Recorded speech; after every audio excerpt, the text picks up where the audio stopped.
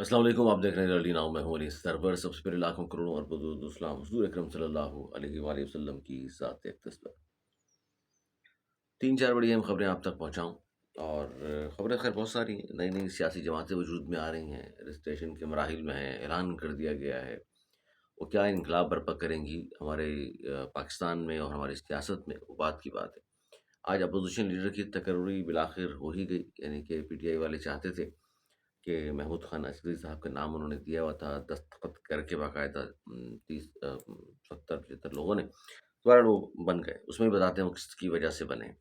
फिर हम आते हैं जी खालिद मकबूल सिद्दीकी साहब के हवाले से भी बात करेंगे, उन्होंने क्या ऐसा कह दिया। बिलावल भुट्टो ज़रदारी साहब को अपनी हुकूमत की कारकर्दगी की रिपोर्ट इस्लामाबाद में क्यों पेश करना पड़ी, इस पर बात कर लेते हैं। बानी मुत्तहदा ने इस वक्त के जो हालात हैं उस पर क्या कहा है, उस पर उसकी जानिब भी हम आएंगे। और हाँ, साबिक एमएनए हैं पाकिस्तान तहरीक इंसाफ के कराची से ताल्लुक अताउल्लाह साहब, उन्होंने भी एक बयान दिया है इस तरह का कि मतलब बानी मुत्तहदा के हवाले से, उसमें बात कर लेते हैं। इसके अलावा अच्छा चल मुर्तज़ा वहाब से आगाज़ करता हूँ, इसलिए कि लास्ट मैंने जो व्लॉग किया और उसमें मैंने चैलेंज भी किया था, याद होगा आपको, जिसमें मैंने कहा था, मुर्तज़ा वहाब साहब ने कहा है जी हाइड्रेंट सब बंद होंगे, घरों में नलकों में पानी आएगा पूरी कराची में, बहुत हो गया, और ये टैंकर माफिया और फलां फलां फलां फलां, बड़ी जज्बाती गुफ्तगू। तो 17 साल पाकिस्तान पीपल्स पार्टी को हुकूमत करते हुए इस शहर पर हो गए, इस शहर पर नहीं, इस पूरे सूबे पर, इन सिंध पर। और मेयर नहीं है हमारा, मेयर कराची नहीं है हमारा, वो भी बन गया 3 साल उसको। उसके बावजूद अगर पानी नहीं आ रहा, उसके बावजूद अगर पीपल्स पार्टी के चेयरमैन खड़ा होकर ये कहे मीडिया पर कि मेरे घर भी टैंकर से पानी आता है, तो ये नाकामी का एतराफ़ है कि हमसे कुछ नहीं हो रहा। नहीं मानेंगे वो, खैर। तो मतलब आप साहब ने जो भाषण दिए, जो कुछ कहा, 24 घंटे भी नहीं गुजरे थे इस बयान में कि हाइड्रेंट सारे बंद कर दूंगा और टैंकर माफिया की ऐसी की तैसी, कुछ भी नहीं हुई। मालूम था, मैंने आपसे याद है मैंने कहा था कुछ भी नहीं कर सकता, और वही हुआ। 24 घंटे नहीं गुजरे, उस बयान से यू टर्न लेने में कामयाब हो गए। कौन? मुर्तज़ा साहब। मुर्तज़ा साहब ने यू टर्न ले लिया कि नहीं ऐसा नहीं, वो असल में यूं है और असल में ऐसा नहीं, असल में वैसा नहीं। हमें मालूम था ये काम आप नहीं करेंगे, ऐसा नहीं कर नहीं सकते, कर सकते हैं। आपकी हुकूमत है, आप वफाक में मौजूद हैं, आप सूबे में मौजूद हैं, आप शहर में मौजूद हैं, करेंगे नहीं आप। वो हमें मालूम है क्यों नहीं करेंगे। इस पर तफसील से मैं प्रोग्राम कर लूँगा जिसमें बताऊँगा कि आप क्यों नहीं कर सकते, या क्यों नहीं कर रहे। कर सकते हैं आप, क्यों नहीं करेंगे? क्या आपके मफादात हैं? क्या लालच है? वजह क्या है? डरते किससे हैं? मफाद से डरते हैं या किसी और से डरते हैं? ये बताऊँगा। खैर वो यू टर्न हो गया जी, हमारी खबर अल्हम्दुलिल्लाह सही निकली। शहर में जगह जगह खुले मैनहोल और इनमें गिरकर हलाकतों के बाद गवर्नर सिंध कामरान खान टसूरी साहब ने एक बड़ा इकदाम किया है। अब उन्होंने किया कि जी जिनको भी ढक्कन चाहिए वो गवर्नर हाउस से ले ले, इसलिए कि जनाब मुफ्त फराहमी शुरू कर दी शहरियों के लिए। कि शहर में चूंकि जगह जगह मैनहोल से बच्चे गिर रहे हैं, जाहिर माँ बाप परेशान होते हैं, लोग परेशान होते हैं, और पुरसाने हल कोई नहीं है। तो गवर्नर साहब ने ये इनिशिएटिव लिया है कि जी अब कम अज़ कम, ये खैर मेरा ख्याल है, मेरा ज़ाती ख्याल है, ये वो क्या नाम है उनका जेडीसी वाले का, इस तरह के मशवरे उस तरफ से आते हैं, तो शायद उन्होंने दिया हो मशवरा। बहरहाल चलो, अच्छी बात है अगर इक़दाम हो गया। और एक हेल्पलाइन भी शुरू की है 1366 ग़लबन, कहा गया इस पे मुतारिफ़ कराई गई। इस हेल्पलाइन पर रब्ता कीजिए अगर आपको लगता है, बल्कि आपने देखा है कि आपके इलाके में या आपके इर्द गिर्द कहीं इस तरह का मैनहोल मौजूद है, इसमें ढक्कन मौजूद नहीं है, तो इस मैनहोल पर कॉल कीजिए और वहाँ से जा कर के ले आइए, या वो उसका पहुँचा भी दें, तो कम से कम किसी की जान बच जाए या कोई ज़ख्मी होने से बच जाए, कोई बच्चा ना गिर जाए, खुदा ना खास्ता। एक अच्छा कदम है। लेकिन मैं गवर्नर साहब से क्या पूछना चाहता हूँ वो बात, गवर्नर साहब सर्दियाँ हैं उसके बावजूद गर्मियों में बिजली की लोड शेडिंग और सर्दियों में गैस की लोड शेडिंग इस हद तक बढ़ गई है कि 12-12, 14-14, 16-16, 18-18 घंटे बाद इलाकों में सुई गैस दस्तयाब नहीं है। तो खुदारा आपकी पार्टी तो मसरूफ़ है, 22 एमएनए, 36 एमपी मसरूफ़ हैं बहुत ज़्यादा पार्टी बचाओ मुहिम पर। आप खुदारा इस हवाले से आवाज़ उठाइए और सुई गैस वालों से बात कीजिए ताकि शहरियों का कुछ भला हो सके, शहर वालों का, क्योंकि आपकी पार्टी को तो फुर्सत नहीं है पार्टी बचाओ मुहिम से। अच्छा, इसके अलावा इस शहर के 200 से ज़ायद बच्चे لاپتہ ہو گئے یا اغوا کر لیے گئے، آپ کی پارٹی کو فرصت نہیں ہے پارٹی بچاؤ مہم سے اور بہت سارے کاموں سے، خدا را اس پر بھی کوئی بات کیجیے، ایکشن لیجیے۔ اچھا، اس کے علاوہ ہائیڈرینٹس، گھروں میں پانی نہیں آ رہا، ٹینکر مافیا کا راج ہے، مہنگے واٹر ٹینکر غریب خریدنے پر مجبور ہیں۔ آپ کی پارٹی کو تو فرصت نہیں ہے عوام کی خدمت سے، 24 گھنٹے خدمت میں لگے ہوئے ہیں وہ تو بیچارے، اس کام کی طرف ان کا دھیان نہیں جا سکتا۔ خدا را آپ ہی کچھ کیجیے، آپ عوامی گورنر ہیں، آپ کے کام نکال دیں تو آپ کی پارٹی کا رہ کچھ نہیں جاتا، مسئلہ یہ بھی ہے، لیکن پھر بھی وہ بہت مصروف ہے، ان کا کچھ نہیں ہو سکتا۔ اب آ جائیے خالد مغل صدیقی صاحب۔ خالد مغل صدیقی صاحب نے ایک انٹرویو دیا اور اس میں انہوں نے کے پی کے جو سی ایم آئے تھے کراچی، اس پر بات کی، اور اس پہ جو لب و لہجہ انہوں نے اختیار کیا اور جس طرح گفتگو کی، ہمارے سینکڑوں دفاتر بند اور فلاں فلاں فلاں فلاں، آج بھی حکومت میں 2 وزیر بنے، وہ خود بھی وزیر ہیں، شکوہ کس سے کر رہے ہیں؟ دفاتر بند ہیں آپ کے بھائی،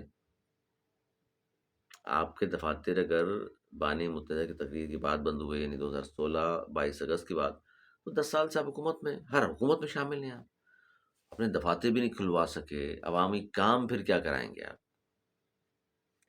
فرماتے ہیں کہ پیپلز پارٹی نے بلایا سہیل آفریدی کو، ویلکم کیا سہیل آفریدی کو، کیا ہم بلا سکتے تھے؟ یعنی ہم تو اتنے مجبور ہیں، کیا ہم ویلکم کر سکتے تھے؟ ہاں، کیا ہم بلا لیتے؟ ہم لاڈلوں میں سے نہیں ہیں، اس لیے ہم تو نہیں بلا سکتے تھے۔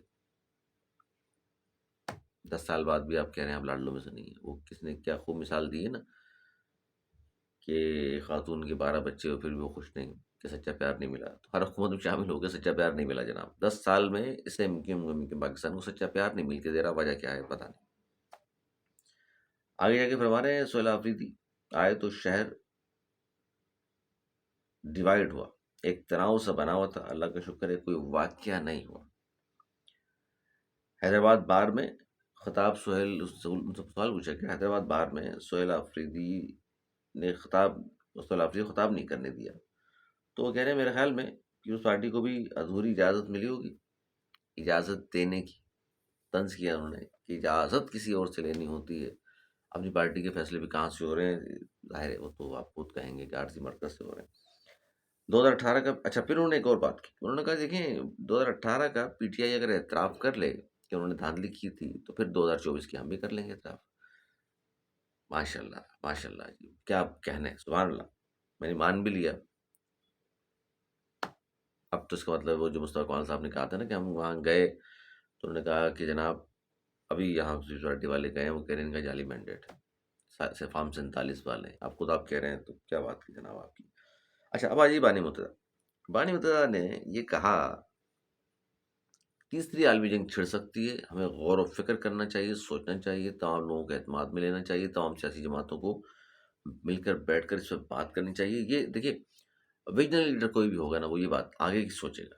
وہ آپ یہ دیکھیے، پاکستان میں ہمارے جو اپنے مسائل ہیں نا، مہنگائی، غربت، بے روزگاری، اس پر کام ہونا چاہیے، بالکل ہونا چاہیے، لیکن کچھ چیزیں ایسی ہوتی ہیں جو ان سے بہت زیادہ بلند ہوتی ہیں، جس طرح کی علاقائی سچویشن، خطے میں کیا ہو رہا ہے، خدا نہ خواستہ تیسری عالمی جنگ چھڑ گئی، ہمیں کس طرف کھڑے ہونا ہے، ہمیں کیا بیہیو کرنا ہے، اس سے پہلے کیا تیاریاں ہونی چاہیے، ایک سیاسی جماعت کو کیا فیصلہ کرنے چاہیے، یہ تمام کو اکٹھے بٹھا کر ایک پلیٹ فارم پر ان پر بات ہونی چاہیے۔ بڑی اچھی انہوں نے مثال دی ہے اور اچھی بات کی ہے، لیکن لگے ہوئے ہیں تو آپس میں یہاں تو ایک دوسرے سے۔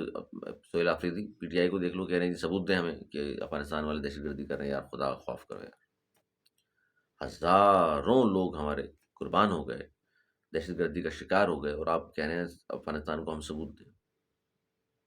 سلوٹ ہے جناب آپ کو، اگلے پروگرام میں اس پہ ثبوت کی لائن لگاؤں گا میں آپ کے سامنے، آپ کے بلکہ اپنے لوگوں کے بیانات سنوا دوں گا۔ خیر امیر لیگ گنڈپور کا بیان بھی آ گیا، انہوں نے کہا یار کیسی بات کر رہی ہیں، افغانستان سے دہشت گرد آتے ہیں، دہشت گردی یہاں کرتے ہیں، اس میں کیا دو رائے ہو سکتی۔